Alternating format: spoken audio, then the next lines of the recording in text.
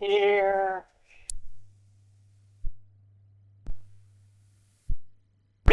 Here. My heart's in the highland, a-chasing the deer, a-chasing the wild deer, and hunting the roe. My heart's in the highlands, wherever I go. Oh, it's nice to get up in the morning when the sun begins to shine at 4 or 5 or 6 o'clock in the good old summertime. But when the snow is snowing and it's murky overhead, oh, it's nice to get up in the morning, but it's nicer to lie in your bed. It just freaks me out. Oh, my brother just a baker, and he lies a-laying with me. He has to rise and go to work at 4 or 3:30. And ere he gets his trousers on, his legs are nearly numb. And as he stands a-shivering, I will lie in my bed and hum.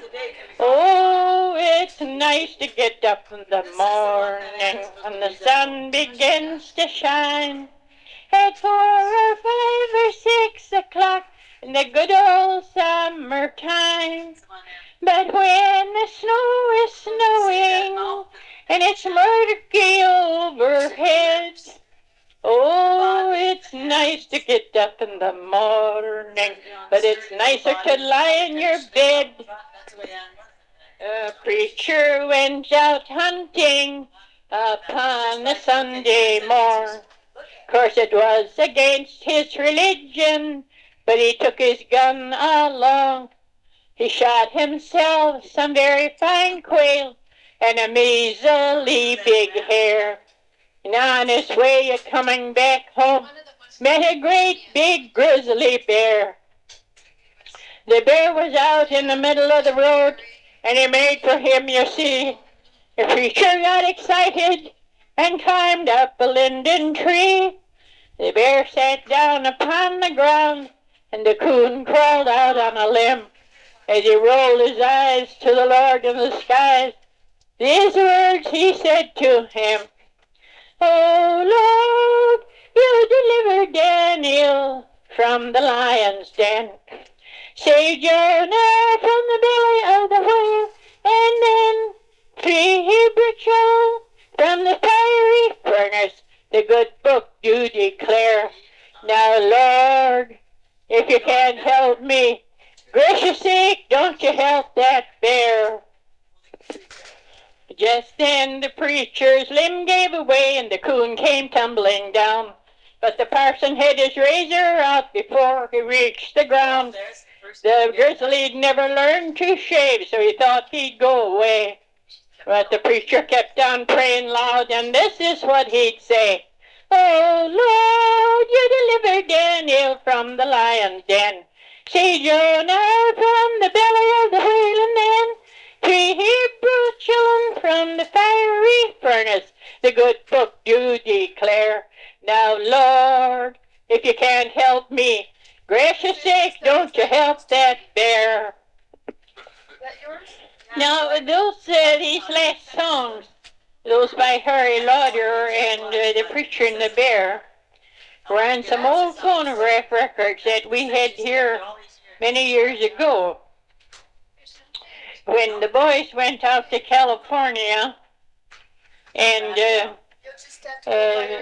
Melvin and Alton were in the army, why, they left the phonograph here, and we used to play them. And after the house caught fire that time, I don't remember just what happened, but I don't think that it was destroyed. And I believe that when they came back from California, because Mother did come back eventually and kept house for Uncle Martin, I think I gave the phonograph back to them. Anyway, I know we haven't had it here.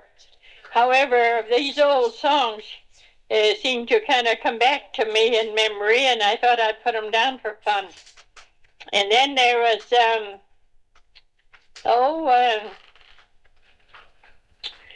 several others too. There's some old German songs Aunt Lena used to sing, and I thought it'd be kind of fun to put them down. One was Light Blue is Irish, that's why it's so precious to me. Hellblow is Irish, der Havik so gay. And then there was another one about Ach du lieber Augustine. Ach du lieber Augustine, Augustine, Augustine. Ach du lieber Augustine, alles ist hin. Die Geld ist verschlafen, der Weib ist verlaufen. Ach du lieber Augustine, alles ist hin. Now that means, oh dear Augustine, everything is gone. The money is spent and the wife has run away. Oh, everything is gone. And then there's another one which goes, Machtens junge Weiber so machen sie's, and slag die Eier in de Pan, fress du die Dreck, mein lieber Mann, so machen sie's. Machtens alte Weiber so machen sie's. Am Abend hast die alt gewissen, am Morgen hast die Bett geschissen, so machen sie's. Now that means now that young women of the world, they break the egg into the pan and eat it themselves and tell their husbands, you can eat the dirt, my dear man. And then the second verse, in the world's older women, to hear them talk about it in the evening, they know everything. But in the morning, they've missed in the bed. In other words, geschissen means it's just about like what you can imagine it sounds like. And then there was another one. Louder but habe ich mein Strom verloren. Und Strom geh ich nicht heim. Sehr geh ich als wieder auf Lauderbach soon. Und kauf me ein Strom für mein Bein. And now Lauderbach is a place they used to go to dance, Aunt Lena told me. And this girl says she lost her stocking there, and without her stocking she would not go home. So she'd go back to the town and buy her stockings for her feet, and then she'd go home. And those are little songs Aunt Lena used to sing, and of course I learned them. I think I could have learned to speak German somewhat if I could have only heard it, but neither Aunt Lena or Uncle Louis. I had a real good time when I stayed out there. It's about, they call it the Crooked Ridge School. Well, I got that job of teaching because the teacher they had there just absolutely quit. And the kids were kind of mean, of course. They thought it was smart to be mean. But I got along with them all right. Of course, they had to behave themselves.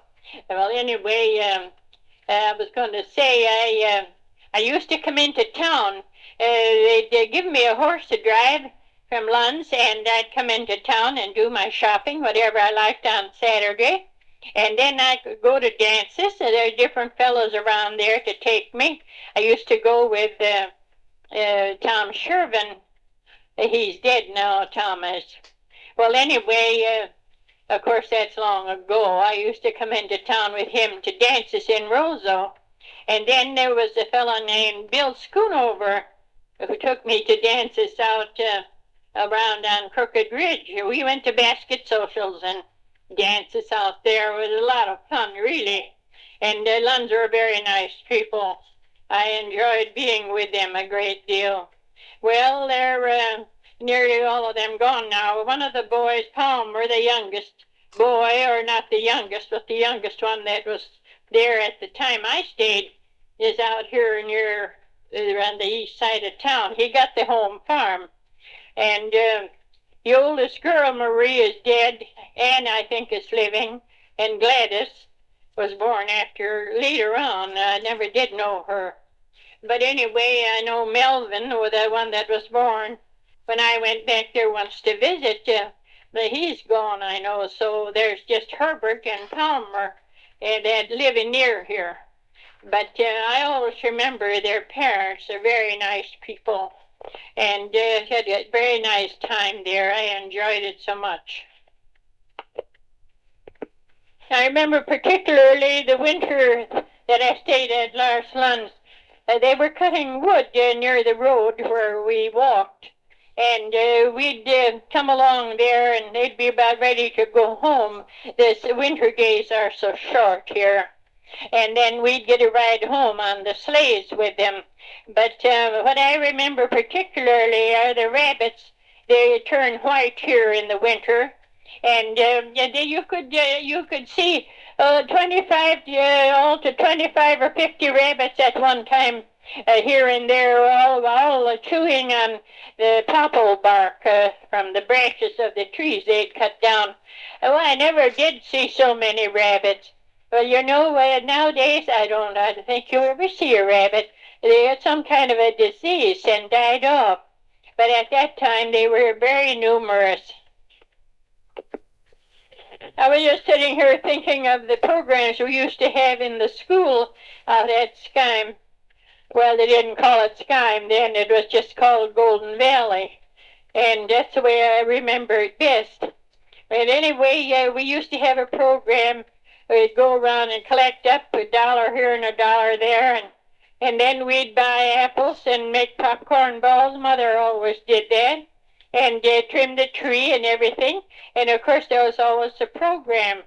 But because almost all the older people were Scandinavian, Mother would always see to it that we had some Norwegian Christmas songs. And I remember one particularly that had the melody of Silent Night. And this is the way it went. Glade jul, deilige jul, England glade ny skjul, sjå dem vava med paradisgrønn, hør dem sjunga ved Gudesjøen. Det ligger blant oss i går, det ligger blant oss de går. Julefred, evig fred. Well, I can't remember any more of that now. Now I'm sitting here remembering about the card parties we used to go to here in Roseau. This was in the good old days, of course. Well, we used to have what we called progressive whist parties, and we took turns entertaining. I know we had them here one time, and we had, I forget how many tables now, but we had quite a bunch of people here, and someone came along and caught their foot in the draft of the big airtight heater and jerked it out and all the ashes out on the floor. I remember that. I had cleaned everything else, but of course it's always something you forget. Well, anyway, I cleaned it up and we had supper. I had provided salad and sandwiches and hot dish and, of course, a lot of coffee. We had a good time. The way the progressive whist party went is the tables were numbered, and the head table, when you got to that, you see, there are two couples at each table, and the winning couple moved up and changed partners at the next table. And then if you got to the head table, you didn't change partners anymore. You could keep the partner you came there with. And if it was a good whist player, well, of course you were set. Well, then when you had supper, you just usually sat right where you were and ate what you could get a hold of. We had a good time. I can remember yet how much fun we had. And then they gave a prize. It was a booby prize, and first prize for men, first prize for women. And I thought it was a lot of fun. But all at once, Eli decided he wasn't going to go to any more whist parties. For one thing, I guess the trouble was I got to the head table quite often.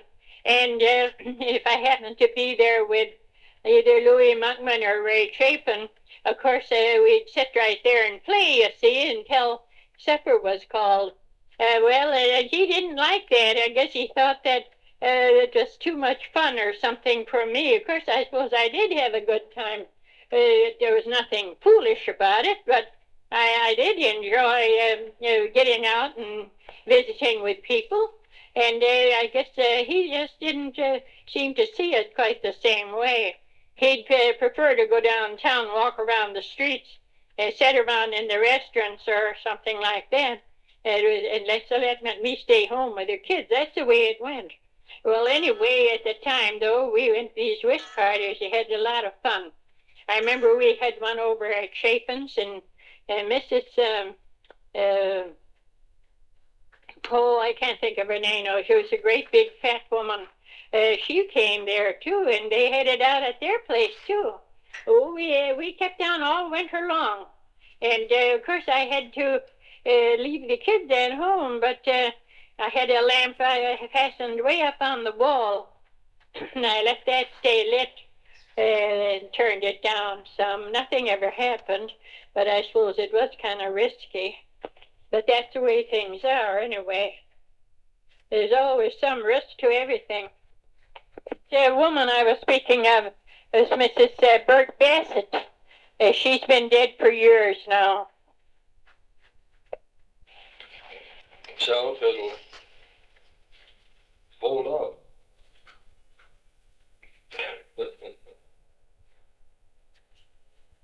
And it's easier on the